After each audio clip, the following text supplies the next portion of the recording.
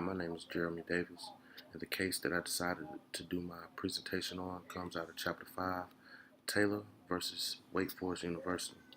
Um, Here you have Greg Taylor, who's an athlete that received a scholarship to play football at Wake Forest University in the fall of 1969. Greg and his father signed the scholarship papers and sent them in back to Wake Forest. By signing those papers, uh, Greg agreed to conduct himself in accordance with the rules of the ACC, NCAA, and Wake Forest University.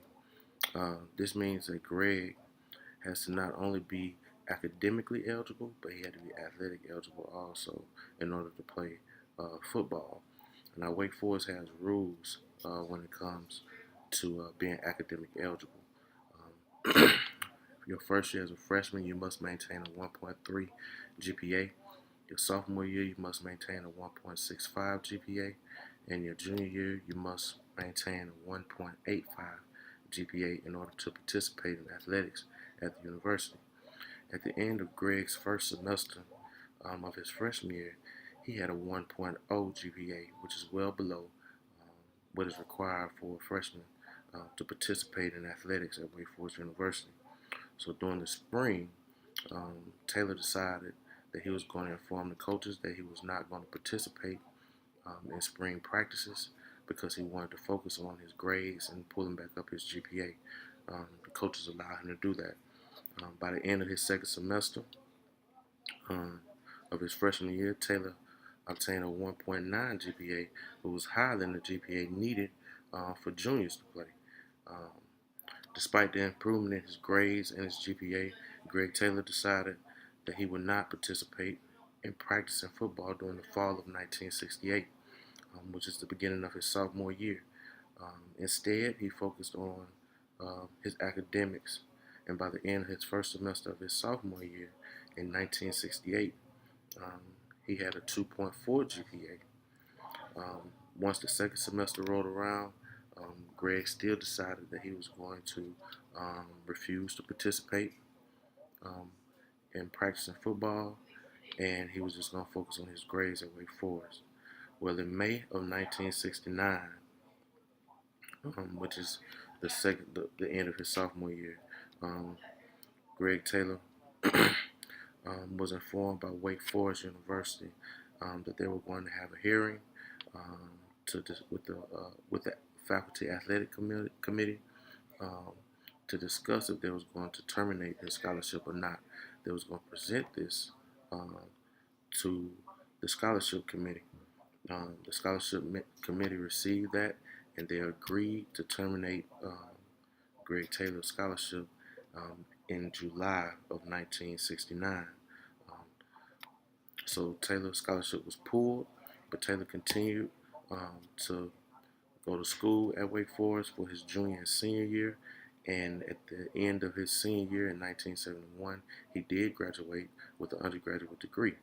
Um, but Greg obtained some academic bills because he was no longer on scholarship, and he obtained bills adding up to $5,500.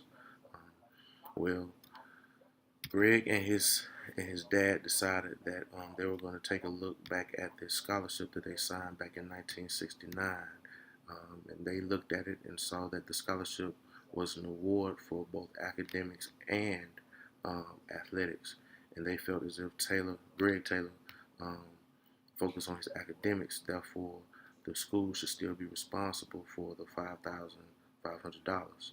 His scholarship should have never been pulled. Um, they end up taking this to court, in which the courts ruled that Greg Taylor um, was responsible for paying the $5,500 back to the university for his academics because he did not fulfill um, the rules within the scholarship. Yes, it was an academic and athletic scholarship, but he was there for football. Therefore, he had to participate in practices and he had to participate in workouts in order to keep the scholarship. In which Greg Taylor, he did not do so. Therefore, the courts ruled that Greg Taylor needs to pay the $5,500 to the university for his schooling for his junior and senior year. Now, in 1969, Wake Forest did add that athletes must attend practices and games to keep their scholarship, along with staying academic eligible.